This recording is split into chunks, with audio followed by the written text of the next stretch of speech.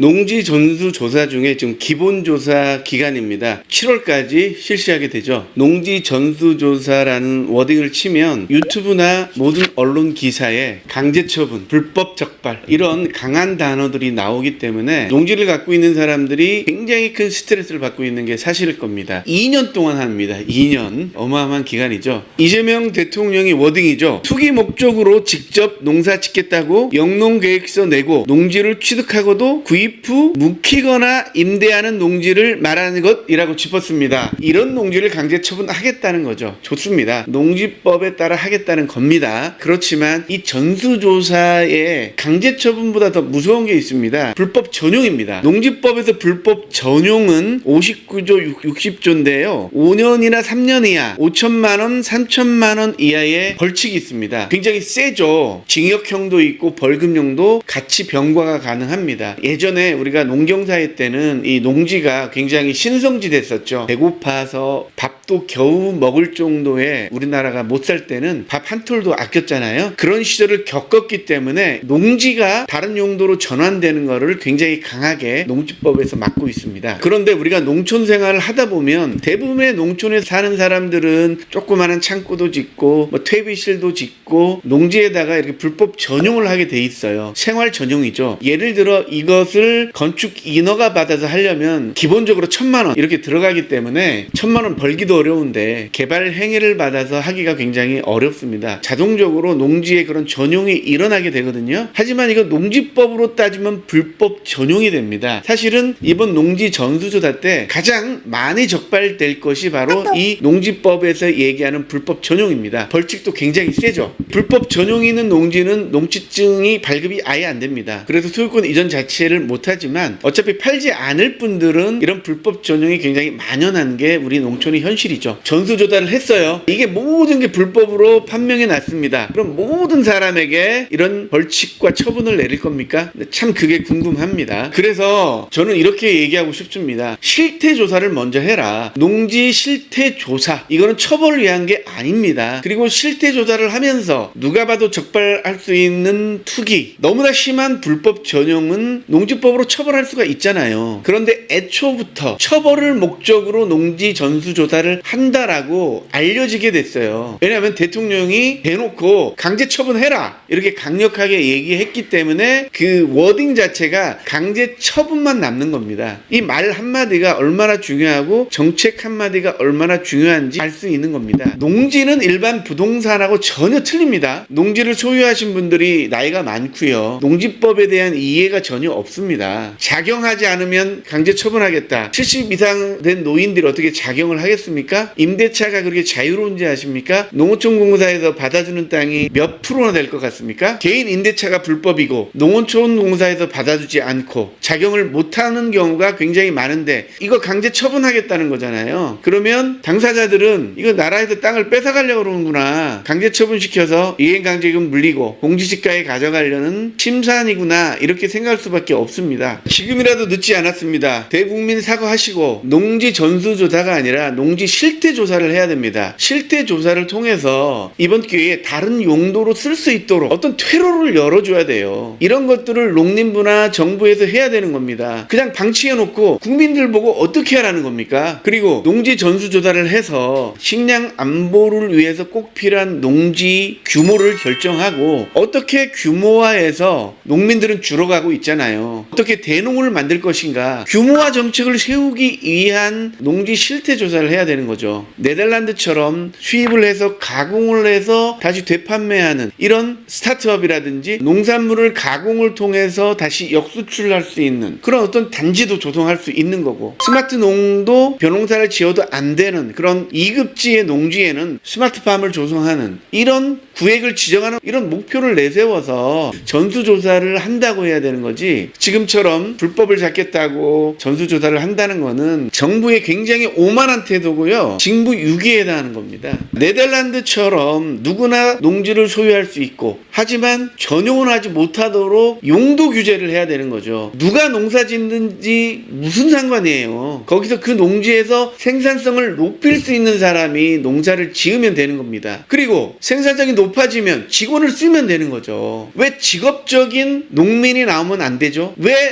농사는 전부 다 자영업이 돼야 되는 겁니까? 2030들이 빚을 어마어마하게 져서 왜 자영업을 해야 돼요? 경험도 없는데. 왜 농업은 반도체 산업처럼 커갈 수가 없는 겁니까? 왜 대기업이 들어오면 안 됩니까? 이런 고민들을 할 때가 됐다는 거죠. 경자 유전만 해야 된다. 경자 유전 자체가 우리 농업을 발전시켰다면, 발전시킬 수 있다면 경자 유전을 해야 되는 게 맞는데, 지금 80년 동안 경자 유전을 하면서도 농업이란 산업이 우리나라 GDP의 1.5%, 1.7% 정도뿐 안 되잖아요. 이거를 인정하고 구조적인 개혁을 하기 위해서 농지 실태 조사를 해야 되는 거죠. 농지 실태 조사의 결과, 이거는 도저히 묵과할 수 없는 것을 처벌을 하면 되는 거잖아요. 농지법이 있기 때문에. 늦지 않았습니다. 지금 이 농지 전수조사는 의도는 어떨지 모르겠지만 지금 방향이나 이 의도를 받아들이는 사람들은 굉장히 분노하고 있고 거부하고 있습니다. 왜 내 땅을 얘네들이 마음대로 조사하느냐, 이런 마음도 있습니다. 그래서 농지를 다룰 때 이렇게 즉흥적으로 다루시면 절대 안 됩니다. 이 농지 하나에 한 사람의 인생이 다 들어있는 분도 있어요. 그런데 갑자기 와가지고 전수조사하겠다?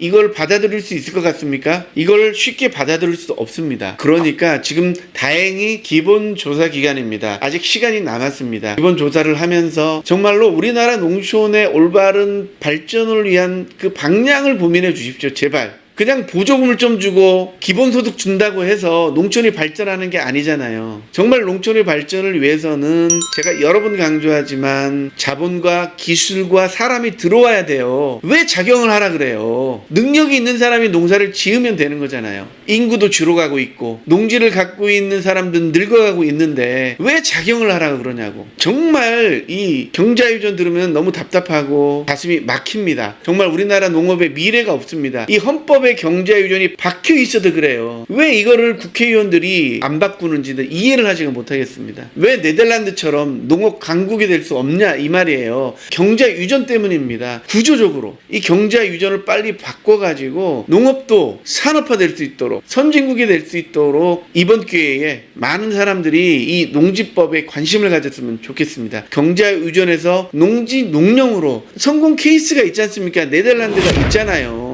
그 성공 케이스를 벤치마킹하면 되는데 왜 전농단체 보조금 받으려는 보조금과 투표를 서로 암암리에 몰래 거래하는 그런 창구로 왜 농민들을 이용하냐 이 말입니다. 빨리 경자유전을 농지 농용으로 바꿔서 농촌도 좀 살만한 동네로 만들어줘야지 기본소득 주고 보조금 주고 쿠폰 주고 겨우겨우 그냥 연명하는 그런 동네로 만들겠다는 게 지금 경자유전이잖아요. 농촌도 좀 잘 살고 싶습니다. 경자유전을 폐지해야 됩니다. 이 유튜브를 보는 많은 분들 정말 분노하시고요. 헌법의 경자유전을 파내야 됩니다. 농지법도 대대적으로 개혁을 해야 됩니다. 네덜란드를 모델로 우리나라 충분히 갈 수가 있어요. 이미 성공한 모델이잖아요. 그 모든 걸 맡고 있는 게 경자유전이고 경자유전에서 나온 농지법입니다. 이거를 바꿔야 됩니다, 여러분. 전농단체에 속지 마시고요. 경자유전이 우리 농민들을 가장 올가매는 법이라는 걸 여러분 이해하시고 분노하시고 국회의원들에게 이거 바꾸라고 요구해 주시기 바라겠습니다. 정말로 경자유전을 농지용농으로 바꿀 타이밍입니다. 지금 이렇게 사회적으로 이슈가 될 때 우리가 이 기회를 살려서 이번 기회에 농업이란 산업의 발전을 위해서 우리 농민들이 직불금이나 받고 보조금이나 받고 기본수당을 받는 이런 하층민 취급을 받는 게 아니고 우리도 산업으로서 발전할 수 있는 그런 법의 기본 토대를 만들어야 돼요. 그 법이 뭡니까? 네덜란드를 따라야 됩니다. 농지 농용입니다. 경자유전이 아닙니다, 여러분. 경자유전이 농민들을 위한 법이 아니라는 거 이번 기회에 모든 농민들이 알아야 됩니다, 여러분. 전농단체가 주장하는 그런 주장들 믿지 마시고요. 여러분 스스로 한번 가만히 생각해 보세요. 농민만이 농지를 할 수 있다. 그러면 농민들끼리만 거래해야 되는 거예요. 이게 말이 됩니까? 기본적으로 말이 안 되잖아요. 돈 있는 사람이 들어와서 농지를 사줘야 되는 거 아닙니까, 여러분? 그 경자유전 이걸 다 막고 있다 이겁니다. 여러분들 속지 마시고 특히 전농단체 속지 마십시오. 그리고 농민단체 지금 전수조사 한다는데 누구 하나 나서서 얘기하는 사람들 있습니까? 정말로 여러분들 이번 기회에 경자유전을 완전히 어마어마한 지주들이 응집을 해가지고요, 헌법에 있는 경자유전을 캐내가지고 농지 농령으로 농지법을 완전히 바꿀 수 있는 계기가 되길 바라겠습니다. 자, 그러면